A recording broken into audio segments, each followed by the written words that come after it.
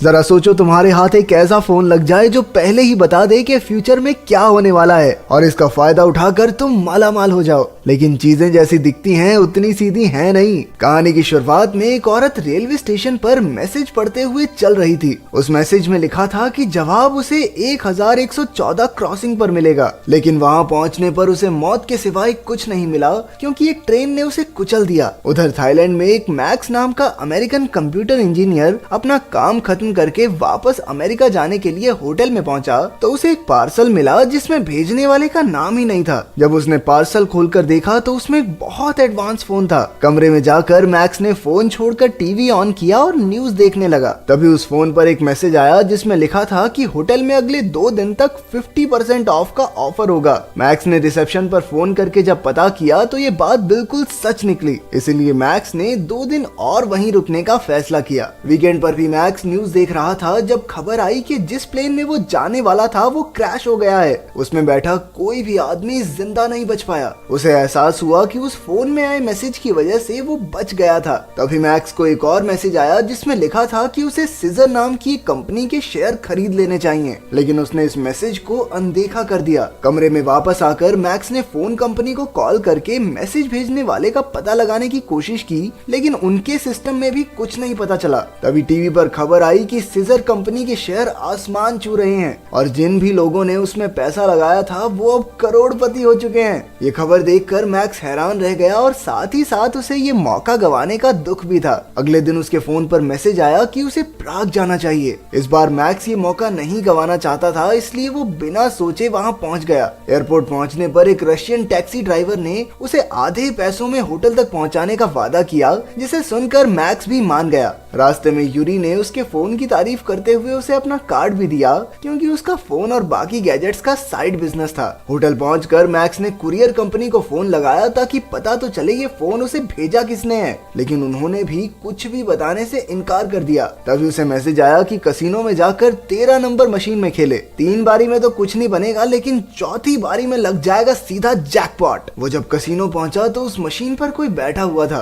पर मैक्स ने उसे 100 यूरो देकर वहां से हटा दिया। जैसा मैसेज में लिखा था बिल्कुल वैसा ही हुआ। कसिनो में चारों तरफ कैमरे लगे हुए थे और ये सब सिक्योरिटी हेड जॉन देख रहा था। उसने अपने आदमियों को मैक्स पर नजर रखने को कहा। इसके बाद मैक्स को एक दूसरा मैसेज आया और उसने एक टेबल पर जाकर अपने सारे पैसे लगा दिए। इस बार भी मैसेज की बात बिल्कुल सच साबित हुई और वो फिर से जीत गया। जॉन ने देखा कि वो खेलते वक्त फोन का इस्तेमाल कर रहा था। उसने एक आदमी भेजकर मैक्स को कहलवा दिया कि कसिनो में फोन चलाना अलाउड नहीं है। मैक्स मौका नहीं गंवाना चाहता था, इसीलिए उसने यूरी को फोन करके मदद मांगी ताकि वो बिना फोन को छुए मैसेज सुन सके। यूरी मदद करने के लिए मान तो गया, लेकिन उसने बताया कि कुछ घंटों का टाइम तो लगेगा। इसीलिए मैक्स वापस अपने होटल में चला गया, जहां उसने देखा कि एक आदमी औरत आपस में लड़ रहे थे। कमिला नाम की वो औरत अपने शराबी पार्टनर से खुद को बचाना चाहती थी, इसीलिए मैक्स ने उसकी मदद करने की सोची। रुक जाओ कानून की खातिर, मेरे को रोकेगा तेरी तो बुश।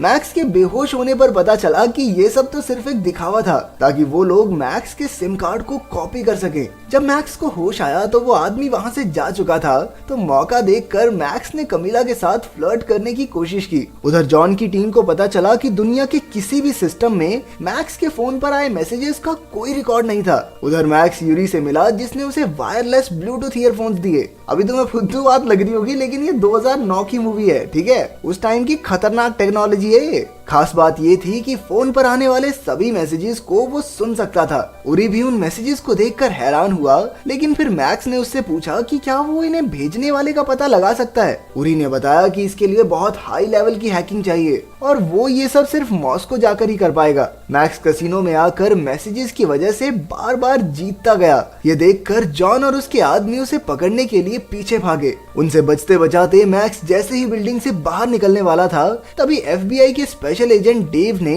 अचानक से सामने से आकर उसे पकड़कर अरेस्ट कर लिया। जॉन ने मैक्स को अपना आदमी बताकर डेव को रोकने की कोशिश की, पर उसने उसकी एक न सुनी और जॉन को याद दिलाया कि अब भैया आप FBI में काम नहीं करते, इसलिए बीच में ना पड़े तो बढ़िया होगा, वरना तशरीफ तोड़ दी जाएगी आपकी। कुछ ही पलों के बाद मैक्स को एक खाली पड़ी बिल्डिंग में ले जाया गया, जहां डेव ने बंदूक की नोक पर उससे फोन के बारे में पूछताछ की। मैक्स ने भी कह दिया, अरे भैया मम्मी कसम हमको नहीं पता ये फोन कहाँ से आया यार, मैं तो खुद परेशान हूँ, थोड़े पैसे कमा लिए, हमको मारोगे क्या?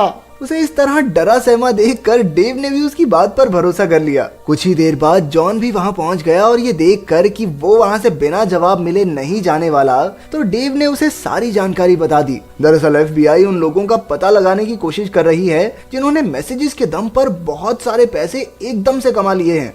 ये सभी लोग अमेरिकन थे, बाकी इसके अलावा एक भी चीज नहीं थी जो उन्हें एक दूसरे से जोड़े। मैसेज भेजने वाला कभी नहीं पकड़ा गया और जिन्हें भी मैसेज आया उनकी एक रहस्यमयी तरीके से मौत हो गई। खुशकिस्मती से उन्होंने मैक्स को मरने से पहले ही पकड़ लिया था, क्योंकि अब अमेरिका की सरकार ने एक AI प्रोग्राम बनाया था जो किसी के भी टेक्स्ट मैसेजेस को पढ़ सकता था। जॉन और डेव साथ काम करने के लिए तैयार हो गए और जेल जाने से बचने के लिए मैक्स भी उनका पूरा साथ देने को तैयार था। डेव ने फोन अपने पास रख लिया और मैक्स को होटल से बाहर निकलने से मना किया गया क्योंकि उसकी जान को खतरा था। इधर डेव ने ब्रूक को फोन किया जो 3 घंटे के अंदर अपने AI प्रोग्राम को शुरू करने को तैयार हो गया। अपना मैक्स होटल में बोर हो रहा था, तभी उसे कमीला का फोन आया, जिसके बाद वो दोनों ड्रिंक्स के लिए होटल बार में मिले। लेकिन उनकी प्यारी सी डेट के बीच में ही जॉन और डेव मैक्स को लेने आ गए। अब उन्हें भेजने वालों का पता लगाने के लिए सिर्फ 3 मैसेजेस की जरूरत थी और मैक्स का काम था हर बार की तरह जैसा मैसेज में बताया जाए ठीक वैसा ही करना।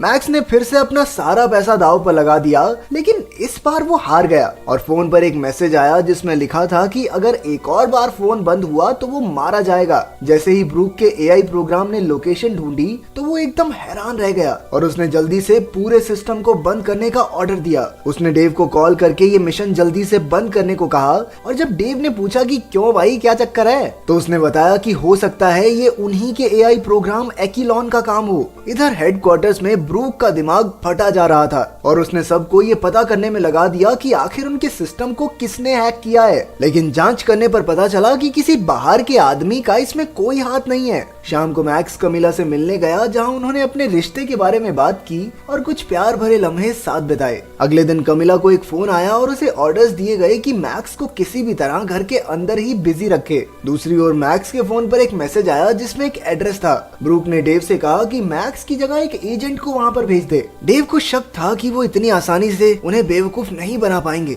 जैसे ही वो एजेंट वहां पहुंचा तो ट्रैफिक सिग्नल अपने आप बदलने लगा। इस गड़बड़ी की वजह से एक गाड़ी ने आकर एजेंट को मार दिया। इधर मैक्स अमेरिकी सरकार के बनाए उस नए एक्िलॉन प्रोग्राम के बारे में पढ़ रहा था, जिसकी मदद से वो अमेरिका के सभी नागरिकों के फोन और मैसेजेस पढ़ सकेंगे। और तो और ये प्रोग्राम इतना ताकतवर था कि ये देश के सभी कैमरों का इस्तेमाल भी कर सकेगा। मैक्स का ध्यान भटकाने के लिए कमीला उसके गाँव के बारे में बात करने लगी, जहाँ उसके दादा का घर था। उसकी ये बात सुनकर मैक्स एकदम हैरान रह गया, क्योंकि उसने तो कमीला को कभी अपने दादा के घर के बारे में बताया ही नहीं था। उसे कमीला पर शक हुआ, लेकिन इससे पहले वो बात कर पाते कमीला ने सामने वाली छत पर एक स्नाइपर को देखा और उसके गोली चलाने से पहले ही उसने मैक्स को जमीन पर धक्का दे दिया। इसके बाद उसने देखा कि 2 लोग उन्हें मारने के लिए सीढ़ियों से भी आ रहे हैं। उसने मैक्स को बाथरूम में छिपाया और टेबल के नीचे छुपाई अपनी गन को निकालने की कोशिश करने लगी, जिसकी वजह से स्नाइपर ने उसे देख लिया और गोली चला दी जो सीधा जाकर कमीला के कंधे में लगी। इसके बाद उसने गन को छोड़कर एक तेज धार चीज से दरवाजे पर हमला किया, जो दरवाजे को चीरती हुई सीधा एक आदमी की छाती में घुस गई। पर दूसरा आदमी अंदर आ गया और मैक्स की तरफ बढ़ने लगा। मैक्स को बचाने के लिए कमीला ने स्नाइपर की गोलियों से बचते हुए उस पर हमला किया, पर जल्द ही वो आदमी कमीला पर भारी पड़ने लगा। इसी बीच मौका देखकर मैक्स ने उसके पैर में ब्रश घोंप दिया, जिसकी वजह से कमीला को उसे मारने का मौका मिल गया। साथ ही पुलिस के आने का सायरन सुनकर वो स्नाइपर भी वहां से कट लिया। तभी एक और आदमी बाथरूम में आया। ये जॉन था, जो शुरुआत से ही कमीला के साथ काम कर रहा था। जॉन मैक्स को साथ लेकर वहां से निकल गया और उधर डेव को रास्ते में एक फोन मिला जिसमें एक मैसेज लिखा था कि मैक्स मुझे दे दो, वरना बेटे कालू तू तो गया, डायरेक्ट इनकाउंटर होगा बेटा। रास्ते में जॉन ने बताया कि वो किसी पर भरोसा नहीं कर सकते और खास तौर पर अमेरिका की सरकार पर तो बिल्कुल भी नहीं। इस सब के पीछे का पता लगाने के लिए मैक्स के पास एक प्लान था। उसने बताया कि उन्हें मॉस्को जाकर यूरी से मिलना चाहिए, टैलेंटेड लड़का, वो मदद कर देगा अपनी। लेकिन जैसे ही वो मॉस्को पहुंचे तभी ब्रूक ने अपने AI प्रोग्राम से उनकी लोकेशन का पता लगा लिया और उसने डेव को उनके पीछे जाने के ऑर्डर्स दिए। इधर मैक्स और जॉन यूरी से जाकर मिले, जिसने कसम खाई कि उसे कुछ ये सब करना नहीं आता, लेकिन जॉन के धमकाने पर उसने वादा किया कि वो 3 घंटे में काम कर देगा। इसके बाद जॉन और मैक्स ऐसे ही टहलने निकले, जहां जॉन ने अपनी FBI छोड़ने की वजह बताई। दरअसल वो सरकार सरकार के इस एआई प्रोग्राम के खिलाफ था और उसने इसका बहुत विरोध भी किया। फिर भी जब बात बनती नहीं दिखी तो उसने नौकरी छोड़ दी। 3 घंटे बाद जब वो यूरी के पास गए तो उन्हें पता चला कि किसी ने भी उस एआई प्रोग्राम एक्विलॉन के साथ कोई छेड़छाड़ नहीं की। दरअसल वो प्रोग्राम ये सारे मैसेजेस खुद ब खुद भेज रहा था। वो प्रोग्राम खुद ब खुद अपलोड होकर दुनिया के सभी कंप्यूटर्स में फैलता जा रहा था। उन सभी मैसेजेस में वो जानकारी थी जो सिर्फ एक्विलॉन ही हासिल कर सकता था। वो हवाई जहाज खराब इसलिए हुआ क्योंकि उसमें कुछ खराबी थी जिसके बारे में उस मशीन ने पहले ही पता लगा लिया था। उसने पहले ही बता दिया था कि सीजर कंपनी के स्टॉक्स बढ़ेंगे क्योंकि उसने कंपनी के मालिक और शेयर होल्डर्स की आपस में बातें पढ़ ली थी। और उधर कसिनो में सारी मशीनें भी कंप्यूटर से ही चलती थी। तो इसी तरह उस एआई प्रोग्राम ने सबके बारे में पता लगा लिया था। इनकी बातचीत पूरी होती उससे पहले ही वहाँ एफबीआई के एजेंट्स आ गए। जॉन और मैक्स पीछे के दरवाजे से एक वैन को चोरी करके वहाँ से भागे। इसके बाद एफबीआई ने पूरे शहर में उनकी कार का पीछा किया। जॉन और मैक्स ने एक गलत मोड़ ले लिया जहाँ सामने रेलवे ट्रैक पर एक ट्रेन जा रही थी। वो तो जॉन के पास बंदूक थी तो उसने उसकी मदद से उन दोनों को बचा लिया। और तो और डेव के गाड़ी से बाहर निकलते ही उसने उसकी गाड़ी भी उड़ा दी। डेव ने फोन मैक्स को वापस दिया और बताया कि वो मैक्स को इसलिए पकड़ना चाहता था क्योंकि एक्विलॉन उसके अलावा किसी से बात नहीं करेगा और अमेरिकन सरकार भी ये बात जानती है कि सारे मैसेजेस एक्विलॉन ने ही किए थे।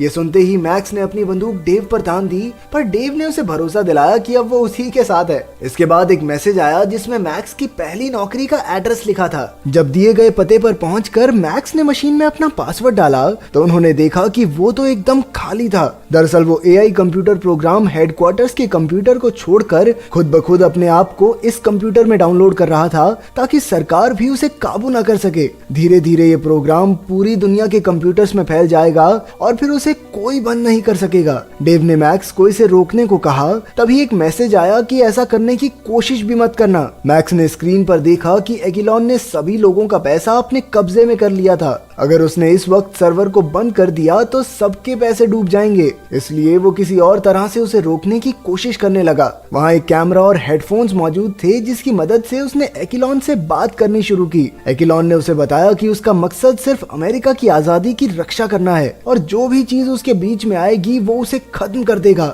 मैक्स को एहसास हुआ कि वो अब भी कुछ न कुछ कर सकता है, तो उसने एक्विलॉन को इस बारे में सर्च करने को कहा कि आखिर लोग इस बिल के खिलाफ क्यों थे। ये सब पढ़कर एक्विलॉन को पता चला कि वो खुद ही अमेरिका के लोगों की आजादी के लिए सबसे बड़ा खतरा है, क्योंकि जब सरकार उनके पर्सनल मैसेजेस और कॉल्स को पढ़ और सुन सकेगी तो फिर आजादी किस बात की। उस प्रोग्राम ने सोच समझकर खुद को ही बंद कर दिया। इसके बाद सरकारी एआई प्रोग्राम को रोकने के लिए एफबीआई ने तीनों को अरेस्ट कर लिया। वाह, पागल है क्या ये? अबे उसने गेम बिठा दी थी सबकी। कुछ वक्त बाद ही कमिला ने डेव, जॉन और मैक्स की बेल भरी और वो तीनों जेल से छूट गए। क्योंकि सरकार भी इस मामले को दुनिया से छुपाना चाहती थी, इसीलिए उन पर कोई कार्रवाई भी नहीं की जाएगी। डेव के कहने पर जॉन वापस से एफबीआई का हिस्सा बन गया। उधर मैक्स कमिला से मिला जिसने उसे वो पैसे दिए जो उसने उस रात कैसीनो से जीते थे। इन पैसों से वो दोनों मस्त घूमने निकल गए। तो चलो, आखिरकार इनकी सेटिंग भी हो गई, तो हैप्पी एंडिंग।